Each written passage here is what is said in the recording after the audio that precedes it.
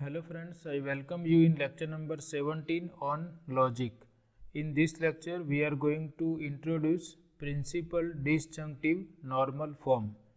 We have talked about disjunctive normal form as well as conjunctive normal form, which we shortly write as dnf and cnf. And we know that disjunctive normal form or conjunctive normal form of a given formula is not unique.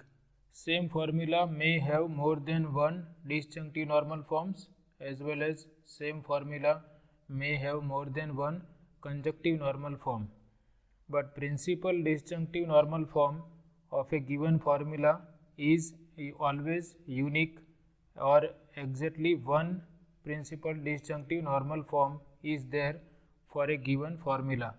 So we are going to discuss that how we can define principal disjunctive normal form and how we can write down the equivalent principal disjunctive normal form of a given formula. So for that we have to understand some terminology to define this principal disjunctive normal form. So first we understand the terminology which is required to understand principal disjunctive normal form. Suppose I consider two statement variables denoted by P and Q. We are using capital letters to denote statement variables P and Q. If we wish, we can use small variables also. Some authors are using small letters to denote statement variables. Some authors are using capital letters also. So that is fine. Whatever choice we make, that is okay. So suppose we have two statement variables P and Q, and we want to write down conjunctions of variable P with its negation or conjunctions of variable Q or its negation, and we do not allow this type of conjunction, that is P and negation P as well as Q and negation Q. We do not allow this type of conjunctions. So we try to write down conjunctions of P or its negation and conjunctions of Q or its negations. So we can write down, first possibility is we can join P and Q. Similarly, we can join P and negation Q. Similarly, we can join Q and P. Similarly, we can join Q and negation P. But we know that commutative law holds for logical operators. So we will consider these two as identical, P and Q as well as Q and P. And another possibility is negation P and Q. So these two will be considered as identical conjunctions due to commutative law. And another possibility is negation P and negation Q. So we will not count this because they are equivalent to this and this by commutative law. So we can see there are four possible conjunctions for these two statement variables, in which we consider variable or its negation, and we do not allow variable and its negation, that is P and negation P and Q and negation P negation Q are not allowed. So here we have two variables and we can see we have 2 raised to 2, that is 4 different conjunctions of this type for two variables. Similarly, if we have 3 variables P, Q and R, then we will have 2 raised to 3, that is 8 conjunctions of this type.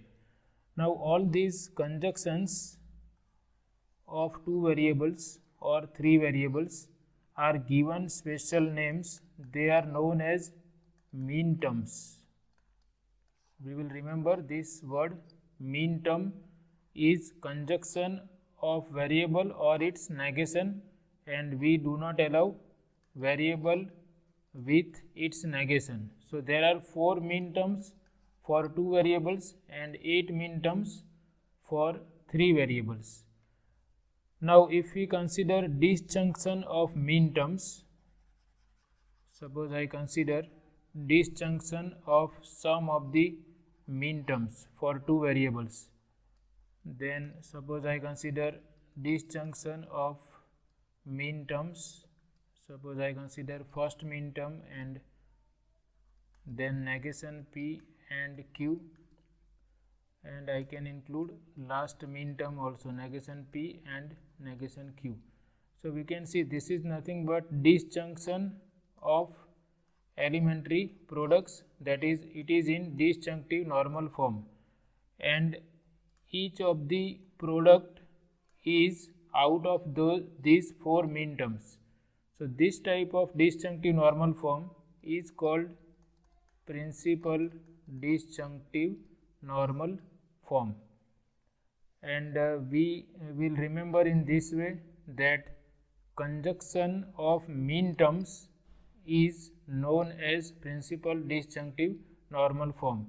So if we want to write down principal disjunctive normal form of any formula, then we must have disjunction of any of these four mean terms only. Here I emphasize that we must have disjunction of mean terms only, and that special type of disjunction of mean terms is known as principal disjunctive normal form, and principal disjunctive normal form is always a disjunctive normal form, but disjunctive normal form may not be principal disjunctive normal form.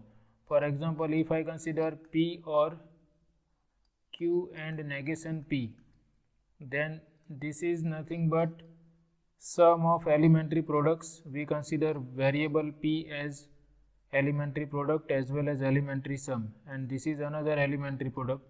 So this is in disjunctive normal form, but this is not principal disjunctive normal form because this elementary product is not out of these four mean terms.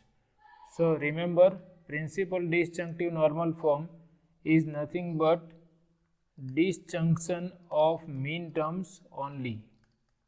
Disjunction of mean terms only is known as principal disjunctive normal form. So I have written all these things here. We again revise them. Suppose we have two statement variables p and q. We construct all possible formulas which consist of conjunctions of p or its negation and conjunctions of q or its negation. And what we should take care is none of the formula should contain both a variable and its negation, that is p and negation p and q and negation q. This type of conjunctions are not allowed, and for two variables p and q there are four such formulas or four such conjunctions, and these formulas are called mean terms. Another name is Boolean conjunctions of p and q. And for a given formula, an equivalent formula consisting of disjunctions of mean terms only is known as principal disjunctive normal form or sum of products canonical form. So again we recall that principal disjunctive normal form is nothing but disjunctions or sum of mean terms only. Sum of mean terms only is nothing but principal disjunctive normal form. So remember this definition. Similarly, we can define principal conjunctive normal form also, but that we will discuss after the discussion related to principal disjunctive normal form. So now we are clear that principal disjunctive normal form is nothing but disjunction of mean terms only, and in the next lecture we will see how we can write down given formula in principal disjunctive normal form. So this is all about this session. I hope you like it. Thanks for watching.